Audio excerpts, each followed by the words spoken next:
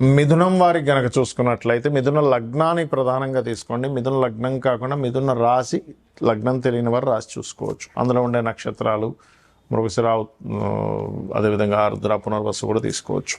అయితే మీకు ఎటువంటి స్వప్నం వస్తే మీ యొక్క అదృష్టం పట్టినట్టు, కష్టాలు తీరుతున్నట్టు అనేటువంటి విషయాలు తెలుసుకుందాం.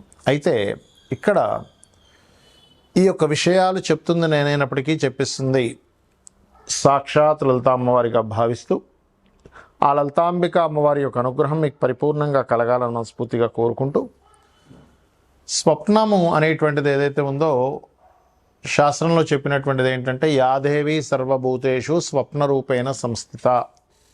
అమ్మవారు, మనందరం అమ్మవారి యొక్క పిల్లలం కాబట్టి మనల్ని రక్షింపజేయడానికి, మనకు ఉండేటువంటి ఇబ్బంది తొలగించడానికి అమ్మవారు స్వప్న రూపంలో ముందుగా మనకు వచ్చి ఒక ఇండికేషన్ ఇస్తుంది. గుర్తుపెట్టుకోండి, స్వప్న రూపంలో అది.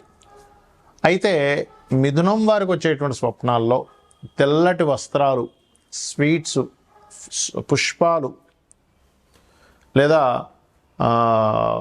మీకు ఆనందదాయకమైనటువంటి కొన్ని అంశాలు కొన్ని ఉంటుంటాయి. లేదా ఒక లగ్జరీ కార్ అనుకోండి, గుర్రం అనుకోండి, ఇవన్నీ కూడా మిథునం వారికి స్వప్నంలోకి వస్తే చాలా చాలా చాలా మంచిది. అయితే ఇలాంటివి వచ్చినప్పుడు ఏమవుతుందంటే, సర్వసాధారణంగా వీళ్ళకి విదేశీ యోగాలు పట్టడం కానీ, లేకపోతే గతంలో చేసిన ఇన్వెస్ట్మెంట్స్, తెలివిగా చేసిన ఇన్వెస్ట్మెంట్స్ వాటి యొక్క రిటర్న్స్ రావడం కానీ, వివాహ జీవితం బాగుపడడం కూడా జరుగుతుంది. ఒక్కోసారి ఏమంటే జీవిత భాగస్వామి ఏదో అలిగెళ్ళిపోయింది, చిన్న చిన్న విషయాలు గొడవలు అయ్యాయి, అది మళ్ళీ ఇప్పుడు సెట్ అవుతుందా అంటే, ఇలాంటి స్వప్నం కనుక వస్తే తెల్లటి పుష్పాలు కావచ్చు, తెల్లటి గుర్రం కావచ్చు, తెల్లటి ఏనుగు కావచ్చు, మంచి లగ్జరీ కారు కావచ్చు, మంచి గృహం కావచ్చు, చక్కటి తెల్లటి పుష్పాలు కావచ్చు, పాలు కావచ్చు, ఇలాంటివన్నీ వచ్చాయి అంటే మీకు చాలా చక్కగా మీ యొక్క లైఫ్ అద్భుతంగా ఉండబోతుంది. అయితే ఒక స్వప్నం వచ్చినప్పుడు దానికంటే ఒక సెట్ ఆఫ్ రూల్స్ చెప్పారు, గుర్తుపెట్టుకోండి. ఏమిటా రూల్స్? శాస్త్రంలో చెప్పినటువంటివి ఏంటి? మనం చూడండి, ఎవరైనా ఒక సైంటిస్టులని చక్కగా చదువుకున్న వాళ్ళని అడిగితే ఏం చెప్తారంటే, మీరు చూసినటువంటిది పొద్దున్న ఏదైతే చూస్తారో, ఏదైతే మీరు మాట్లాడతారో అదే మన మైండ్ తీసుకొని స్వప్న రూపంలో అందిస్తుంది అంటారు. ఈ యొక్క విషయాన్ని మన యొక్క ఋషులు కానివ్వండి, స్వప్న శాస్త్రాలు రాసినటువంటి వారు కానివ్వండి, ఏం చెప్పారంటే ఈ యొక్క విషయాన్ని వాళ్ళు చెప్పారు చాలా స్పష్టంగా. మీరు ఏదైనా చూసినా, మాట్లాడినా, లేకపోతే దాని గురించి అనుభవించినా, దాని గురించి అనుమానపడ్డా, ఆ యొక్క పరిసరాల్లోనే పొద్దునంతా తిరిగారు. ఉదాహరణ, గోశాలలో తిరిగారు, గోవు వచ్చింది, అప్పుడు మీరు తీసుకోవడం లేదు. లేకపోతే ఏ జూ పార్కు వెళ్ళి సర్పాలను చూశారు, సర్పం వచ్చింది, సంబంధం లేదు. అగ్నిని చూశారు, సంబంధం లేదు. అంటే ఏమిటి? మీరు ఉదయం అంతా కూడా చూసి, దాని గురించి మాట్లాడుకొని, దాని గురించి అనుమానించి, దాని గురించి భయపడి, రకరకాల సందర్భాల్లో మీరు పొద్దున్నంతా దాని అనుభవాలు కనుక మీరు తీసుకున్నట్లయితే అది మైండ్లోకి వెళ్ళి అది మీకు స్వప్న రూపంలో వచ్చినటువంటి దాన్ని స్వప్న శాస్త్రం అంగీకరించదు. అది జనరల్గా మీ యొక్క మైండ్ తీసుకున్నంతే. అలాగే స్వప్న శాస్త్రంలో చాలా స్పష్టంగా మీరు అర్థం చేసుకోవాల్సింది ఏంటంటే, మీ స్వప్నం ఎలా వచ్చింది, అందులో మీరు భయాందోళనకు గురయ్యారా, లేకపోతే మీరు ఆ స్వప్నం వచ్చినప్పుడు ఒక రిలీఫ్ అయినట్టుగా ఫీల్ అయ్యారా? అంటే పైనుంచి కింద పడిపోతున్నారు, ఇట్స్ బ్యాడ్, కొండ మీద నుంచి, లేదంటే కొండ ఎక్కుతున్నారు, చాలా మంచిది. చాలామందికి సర్పం స్వప్నంలోకి వస్తే అమ్మో అంటారు, కానీ సర్పం కాటేసినట్టు వస్తే మంచిదే, కానీ సర్పం చుట్టినట్టుగా రాకూడదు. ఈ రకంగా కండిషన్ అంటే ఒక పూర్తిగా ఒక పెద్ద ఊరు మొత్తం తగలబడిపోతుంటే వచ్చింది అనుకోండి, మీకు అది మంచిది కాదు. అలా కాకుండా ఒకటి కాగడా ఇచ్చారు మీ చేతికి, చాలా మంచిది. ఆ రకంగా స్వప్నం యొక్క స్థితి ఏమిటో తెలుసుకోవాలి. అలాగే స్వప్నం ఏ సమయంలో వస్తే ఎంతకాలంలో మీకు ఫలితం ఉంటుంది, అది మంచిదైనా చెడైనా చెప్పారు శాస్త్రంలో.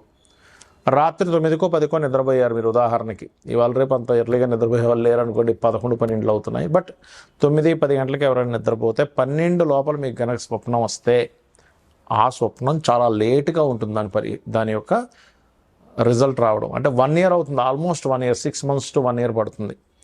అలా కాకుండా మీరు అర్ధరాత్రి 12 నుంచి 3 గంటల లోపల వచ్చిందనుకోండి, ఈజీగా ఒక 3 నుంచి 6 నెలలు పడుతుంది.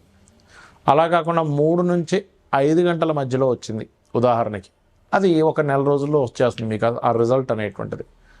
అలా కాకుండా 5 నుంచి 6 లోపల తెల్లారే లోపల కనుక వస్తే మీకు అది ఒక 15 డేస్ 10 డేస్ లోపల అవ్వచ్చు. నిద్ర లేస్తూనే వచ్చింది, నెక్స్ట్ డే కూడా కావచ్చు, 1 వీక్లో కూడా కావచ్చు. నిద్ర లేస్తున్న స్వప్నంతో నిద్ర లేస్తున్న గబుక్కనేది తుల్లి పడుతున్నాం, అబ్బా మంచి కల వస్తే నిద్ర లేపేసామంటూ ఉంటాం. ఇది శాస్త్రంలో చెప్పినటువంటి విధి విధానం. అయితే మనకి ఎప్పుడైనా చెడు స్వప్నం వచ్చింది ఏం చేయాలో చెప్పారు శాస్త్రంలో. చక్కగా నిద్ర లేచి మళ్ళా ఒకసారి కాలకృత్యాలు తీర్చుకొని భగవంతుని తలుచుకొని నిద్రపోతే ఒక మంచి స్వప్నం వస్తే ఈ స్వప్నం క్యాన్సిల్ అయిపోతుంది, చెడు స్వప్నం. అలా కాదండి, నాకు 4-5 గంటలప్పుడు మంచి స్వప్నం వచ్చింది, నిద్ర మెలకు వచ్చింది, అబ్బాయి ఎంత మంచి స్వప్నం అనుకున్నా అన్నప్పుడు నిద్రపోవద్దని చెప్పింది.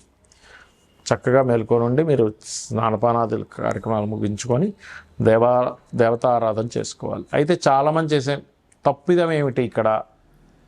స్వప్నం రాగానే ఇంట్లో వాళ్ళు చెప్పేస్తారు, అలా చెప్పకూడదని చెప్పింది శాస్త్రం. ఉదయం నిద్ర లేచి చక్కగా మీరు మీ యొక్క పూజాది విధానాలు మీ పనులన్నీ చేసుకొని ఆలయానికి వెళ్ళి వచ్చి స్వామివారి దర్శనం చేసుకొని, అమ్మవారు కావచ్చు స్వామివారిని కావచ్చు, దర్శనాది కార్యక్రమాలు అయిపోయిన తర్వాత ఇంటికి వచ్చి మధ్యాహ్న భోజనం తర్వాత చెప్పాలి. సరే చెడు స్వప్నం వచ్చింది, చక్కగా మీరు గజేంద్ర మోక్షం కనుక విన్నట్లయితే ఆ యొక్క చెడు స్వప్నం యొక్క తొలగిపోతుంది. అయితే ఇక్కడ ఒక్కొక్కసారి స్వప్నాలు రావడానికి 12వ స్థానంలో ఏదైనా పాపగ్రహం ఉంది, మీది ఏ లగ్నమైనా పర్లేదు, అప్పుడు కూడా వస్తాయి. లేదా పంచమంలో పాపగ్రహాలు వస్తుంటాయి. అందులో పర్టికులర్గా శని కుజులు కానీ బుధ కుజులు ఇలాంటివి వచ్చినప్పుడు గొడవలైనట్టుగా వస్తాయి.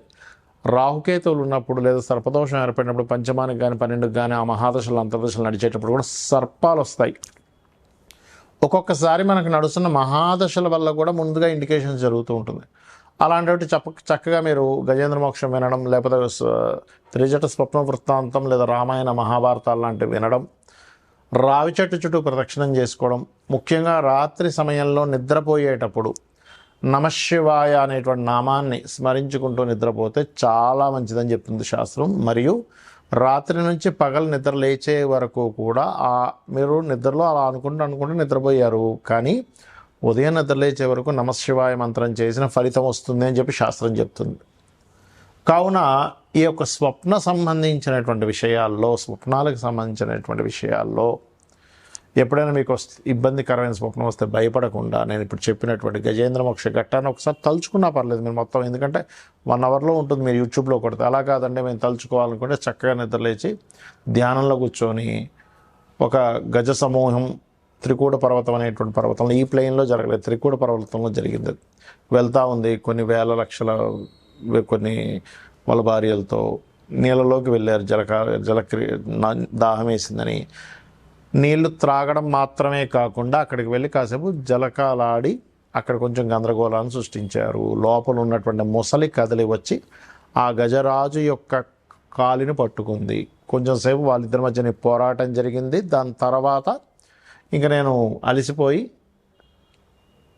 శ్రీమన్నారాయణ్ణి ఎవరైతే మూలమో వాళ్ళని ప్రార్థించడం జరిగింది. అప్పుడు ఆ విష్ణువు కదిలి వచ్చాడు వైకుంఠం నుంచి, వచ్చి చక్రాన్ని వదిలి ఆ యొక్క ముసలి శిరస్సుని ఖండించాడు. ఆ యొక్క ఏనుగుకి మోక్షాన్ని ప్రసాదించాడు అనేటువంటిది గజేంద్ర మోక్షంలో ఉంటుంది. అంటే షార్ట్ ఫామ్లో చెప్పాను మీకు. దీన్ని అలాగా స్మరించుకోవచ్చు. ఎవరికైనా ఎక్కువ కష్టాలు ఉన్నటువంటి వారు కూడా ఉదయం నిద్ర లేచిన వెంటనే అలా స్మరించుకుంటే కూడా వాళ్ళ యొక్క కష్టాలు తొలగిపోతాయి. శ్రీమాత్రే నమః.